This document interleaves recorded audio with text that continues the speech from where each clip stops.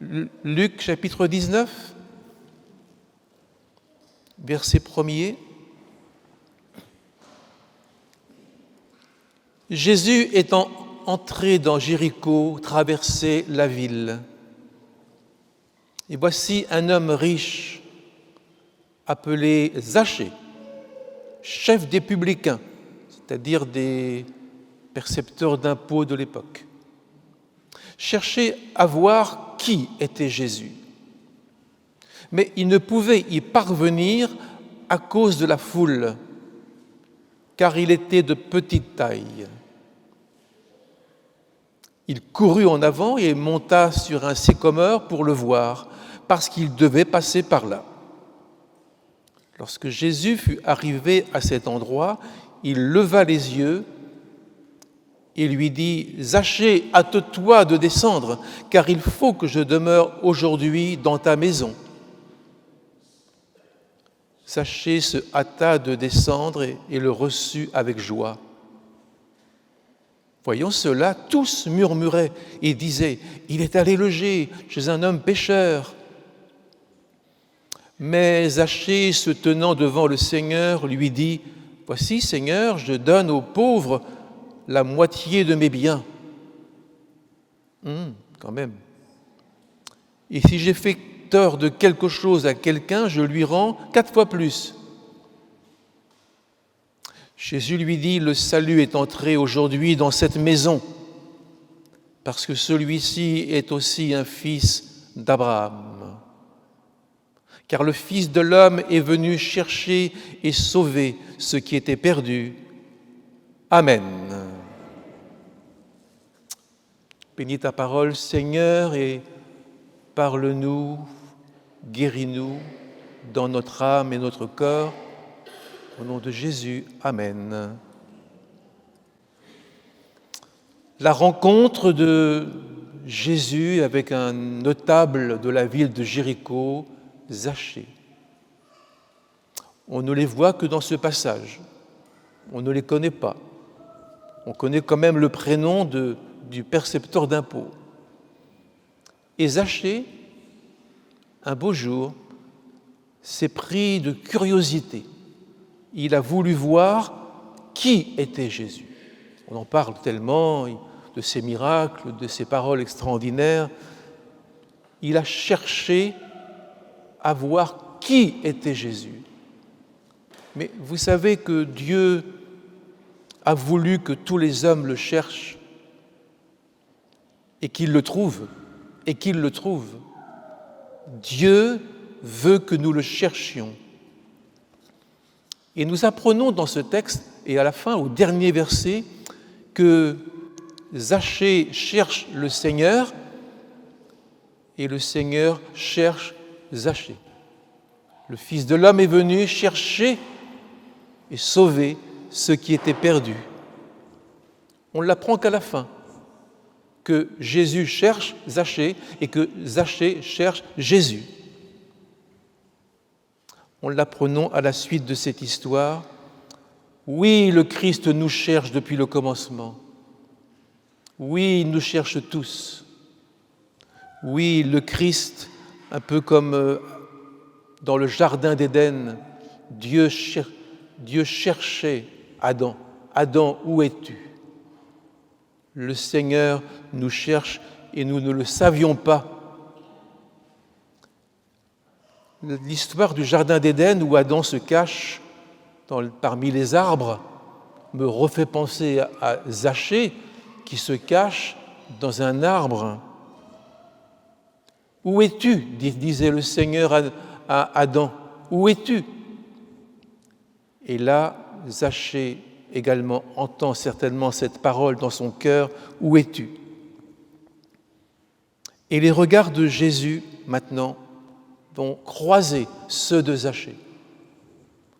Jésus va lever les yeux et verra dans l'arbre un drôle de personnage, petit de taille, mais intrépide, et qui réussit dans les affaires, puisqu'il est maintenant dans la perception des impôts. Il voit Zachée dans son arbre. Et le Seigneur va l'appeler Zachée. Et Zachée va va descendre. Mais avant de descendre, il a couru dans la ville. Il a couru. C'est pas très élégant pour un percepteur d'impôts de courir dans la ville. Il a couru sans se laisser décourager par les gens de grande taille, sans se laisser décourager par tous ces gens qui font barrage, qui font écran et qui ont empêché Zachée de voir Jésus. Ne cachons pas le Seigneur aux plus petits. Ne décourageons pas nos enfants en ne venant pas au culte. Ne décourageons pas nos enfants en ne venant pas au culte. Ne faisons pas de barrage entre le Seigneur et nos enfants. Il faut qu'ils voient Jésus. Vous savez, c'est difficile de connaître la vérité sur quelqu'un quand on le voit 3 secondes. Il faut connaître un peu les gens, il faut s'approcher. Et l'apôtre Paul, quand il est terrassé par le Seigneur sur le chemin de Damas, il va dire « Qui es-tu, Seigneur ?» Voilà. Il voit bien une lumière, mais qui es-tu, Seigneur ? Et là, il cherche à voir qui était Jésus. Et Jésus passe sous l'arbre où était Zachée. Et Jésus, qui est plus petit là, Jésus est plus petit que Zachée qui est tout en haut de l'arbre. Et Jésus va lever les yeux. Les 2 regards se croisent. Ils se cherchent sans le savoir. Jésus paraît tout petit à côté de l'arbre. Jésus s'humilie, s'abaisse. Il s'est abaissé en s'incarnant, en devenant un homme, lui qui était le roi de l'univers. C'est le regard d'un homme perdu qui se porte sur un homme qui sauve. C'est le regard d'un notable perché dans son arbre, et c'est le regard d'un pauvre aussi, le regard de Zachée, le regard d'un sauveur et le regard d'un pécheur. Mes amis, il faut rencontrer et regarder le Seigneur. Il faut que ce soir, ce matin, on puisse voir vraiment le Christ qui marche dans notre vie. Regardez bien, je ne sais pas combien de temps ça a pris. Les 2 regards se croisent en silence. Le regard d'un enfant qui se tourne vers son père, le regard d'un père vers son enfant. Vont-ils parler ? Qui va parler le premier ? C'est Jésus. C'est toujours lui qui fait les choses en premier. C'est lui qui nous cherche le premier. C'est lui qui nous appelle en premier. Toujours Jésus. Zachée, hâte-toi de descendre. Il faut que je demeure aujourd'hui dans ta maison. Jésus connaît Zachée. Il nous connaît tous par notre nom. Il connaît nos défaillances, nos tristesses et nos échecs. Il connaît tout. Nos maladies, notre pesanteur. Il connaît tout. Zachée, je te connais par ton nom. Hâte-toi de descendre. Ne crains pas, tu es à moi. C'est écrit dans le prophète Ésaïe. Jésus nous connaît même dans nos jours de rébellion. Il nous connaît même dans nos cachettes et nos secrets de famille. Il nous connaît dans tout ce que nous avons vécu jusqu'à ce jour. Le Seigneur connaît chacun de nous. Sachez, ça signifie purifié par le Seigneur. Et quand le Seigneur lève les yeux vers Zachée, il voit un homme purifié parce que Dieu a purifié déjà son cœur.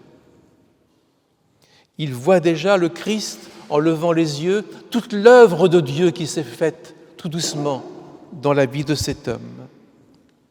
Et Dieu est plus grand que notre cœur. Dieu est plus grand que nos péchés. Dieu est plus grand que tout ce qui nous fait peur et nous décourage. En fait, on est tous des Zachées. On est tous des gens purifiés. On est tous des gens en voie de résurrection, de guérison. Mes amis, nous sommes transformés de gloire en gloire, d'éclat en éclat, et le Christ nous voit tels que nous serons au dernier jour, et il nous transforme. Zachée, hâte-toi de descendre, il faut que je demeure aujourd'hui dans ta maison. La rencontre avec le Seigneur commence quand on descend, quand on s'abaisse, quand on est rempli d'humilité. On n'est pas là pour juger ce que fait Dieu, on n'est pas là pour dire du mal, même pas de Dieu, évidemment, qu'on ne connaît pas dans tout ce qu'il fait. Il faut que je demeure dans ta maison. Alors Zachée, qui voulait simplement regarder Jésus passer, comme on regarde le Tour de France, voilà que le Seigneur veut venir chez lui. Et sa chambre n'est pas rangée. Voilà que le Seigneur veut habiter chez Zachée. Zachée ne voulait pas grand-chose, simplement regarder incognito et continuer la route, la vie, sans changer, au carrefour, parce que Zachée est à un carrefour, mes amis. Il veut maintenant, le Seigneur, habiter chez toi, dans ta chambre, dans ta maison. Il veut souper avec toi, et toi, tu vas souper avec lui. Peu importe, Zachée, et vous, messieurs, dames, peu importe si votre maison n'est pas trop bien rangée, s'il y a quelques saletés à enlever, qu'importe que vous soyez recommandable ou pas recommandable, le Seigneur vous aime, il vous appelle.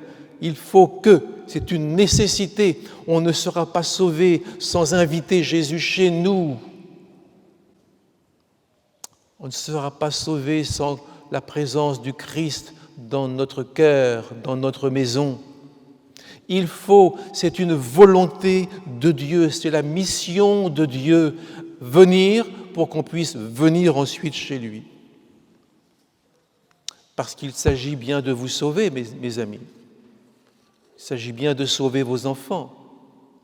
Il s'agit bien d'entrer dans la maison du Père là-haut avec toute la petite ribambelle de la famille.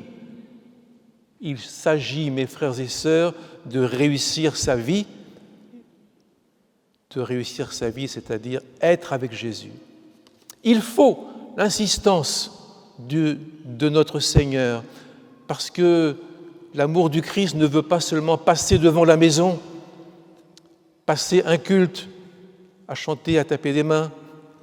L'amour du Christ frappe à notre porte, s'invite chez nous, veut entrer chez nous, veut rester chez nous. Parce que si le Seigneur demeure dans notre maison, c'est-à-dire le cœur, ça c'est dans l'évangile de Jean, chapitre 14, nous habiterons dans sa maison. S'il est dans notre maison aujourd'hui, nous serons dans sa maison demain. Amen. Voilà la vérité de l'Évangile. Lui en nous, ensuite nous en lui. Et Zachée l'a accueilli avec joie, parce qu'il y a une joie à le recevoir. Dieu nous donne un bonheur qui n'est pas de ce monde, à recevoir le Christ. Marthe et Marie ont reçu Jésus avec joie dans leur maison. J'ai reçu le Christ et ce fut pour moi un jour de très grande joie. Je pleurais parce que le Christ avait mis sa demeure chez moi et je ne comprenais pas tout ce qu'il faisait et tout ce qu'il allait faire. Zachée l'accueillit avec joie. Si mes paroles demeurent en vous, alors vous vivrez. Voilà ce qu'a dit le Seigneur. Demeurez en vous. Avec joie. Signe de la présence de Dieu, c'est la joie. Pas une joie impassible devant les tragédies de l'Ukraine ou de l'Afghanistan, où les enfants meurent de faim, pas une joie égoïste, repliée sur nous-mêmes, impassible, mais une joie qui regarde Jésus pour mieux voir aussi les autres. Alors on a commencé à murmurer. Quoi ? Jésus est allé loger chez un homme pécheur. On a commencé à accuser, à avoir des regards, encore des regards, oui, des regards envahissants, des regards de jugement, des regards oppressants, des regards qui ne voient qu'en surface, qui ne connaissent pas la vie vraiment de Zachée et ce qu'est Jésus. Et ce sont des murmures qui peuvent anéantir Zachée. Nous rencontrons ces murmures, mes amis, quand on s'approche du Seigneur. Nous rencontrons ces murmures autour de nous, dans la famille, dans les collègues de travail.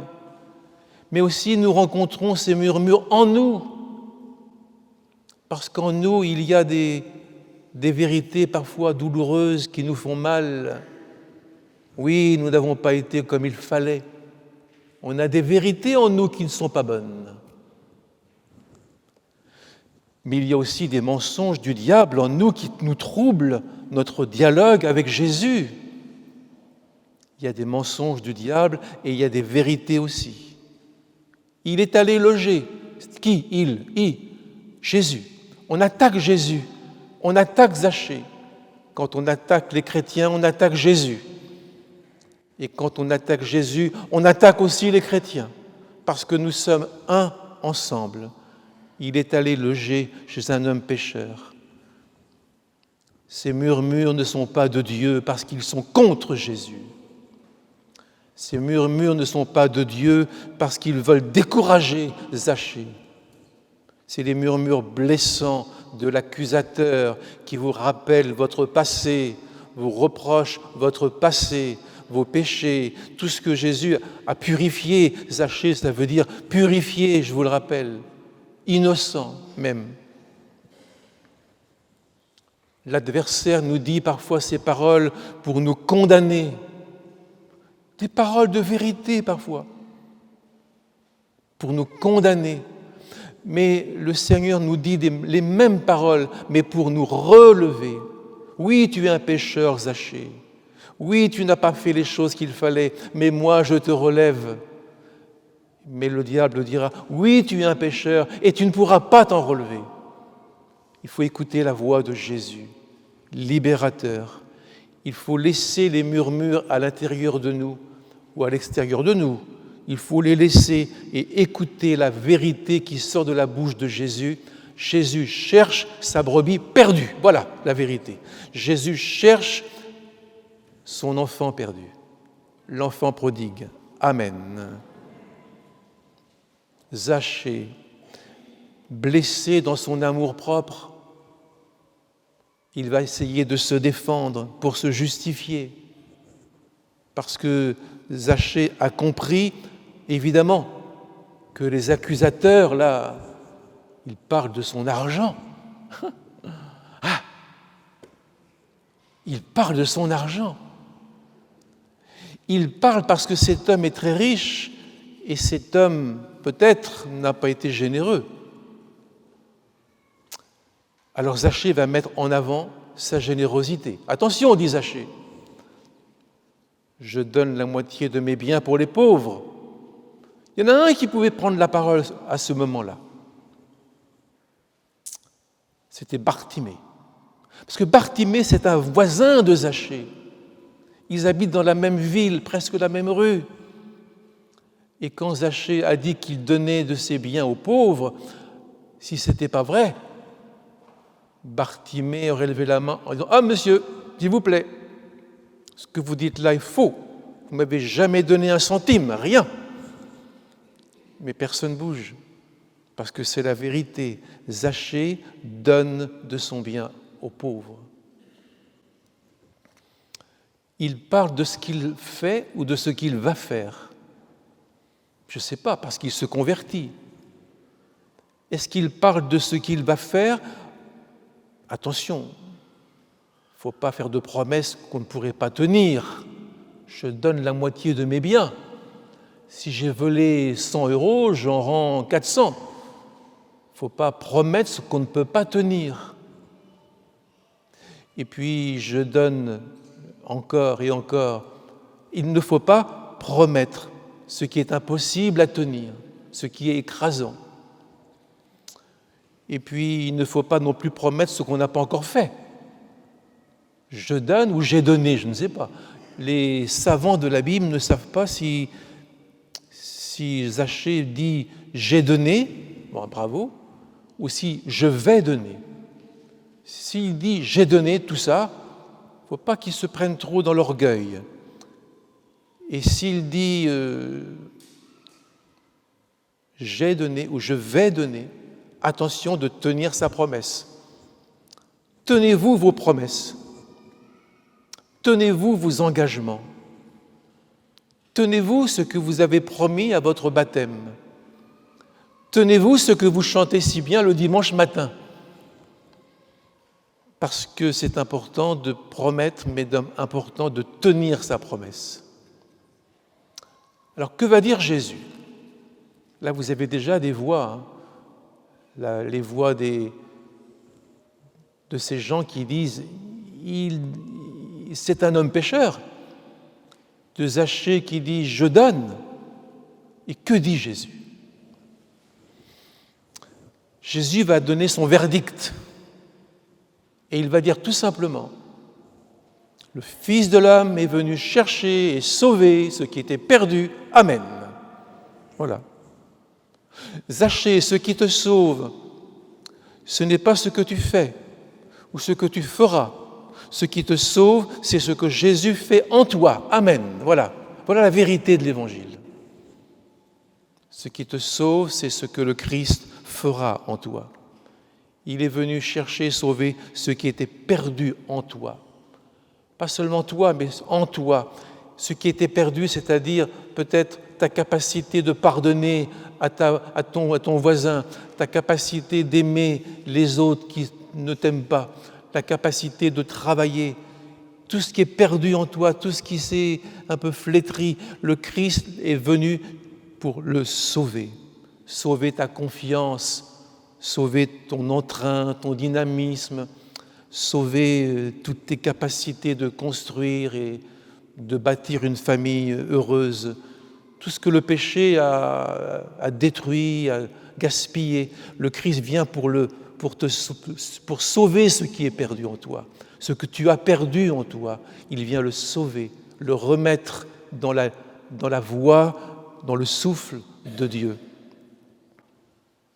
Eh bien, Zachée n'est pas déçu. Il voulait voir Jésus. Toute sa vie est bouleversée, sa maison est bouleversée. Il faut refaire maintenant les lits, il faut se faire à manger. Et Jésus s'installe et Jésus prend de la place. Jésus veut prendre plus de place dans notre maison.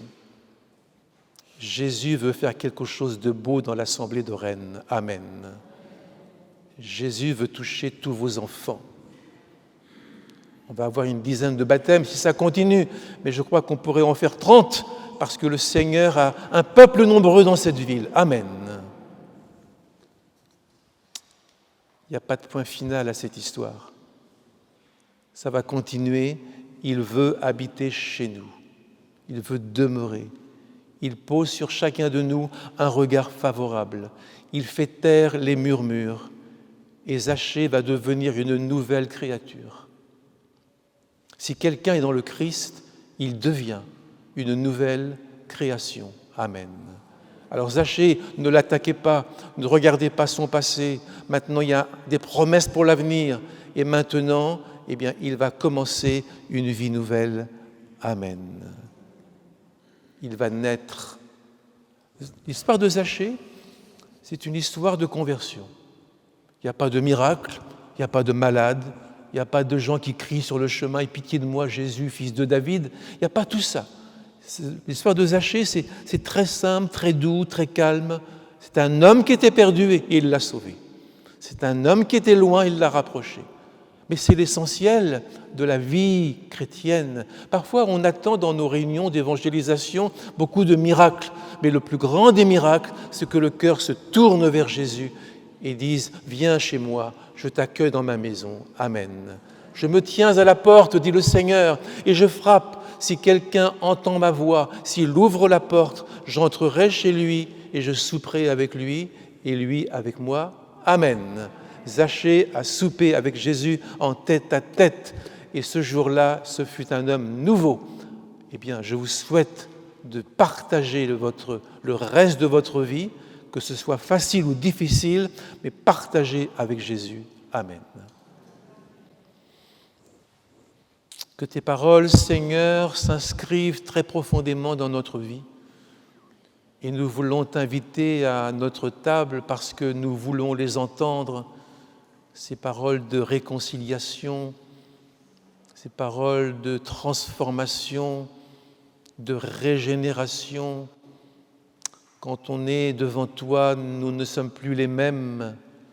Toutes choses deviennent nouvelles et nous ne voulons pas vivre un christianisme au rabais, un christianisme à bon marché qui ne change rien, qui ne fait rien. Nous voulons vivre la puissance de l'Évangile, car l'Évangile est une puissance pour le salut de quiconque croit.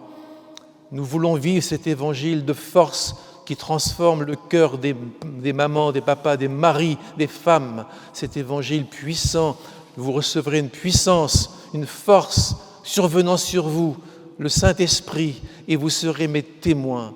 Eh bien, Seigneur, bouleverse ma vie, bouleverse nos vies aujourd'hui, que nous voyions l'effet du pardon de nos offenses, que nous voyions l'effet de la transformation par l'Esprit de Dieu. Amen.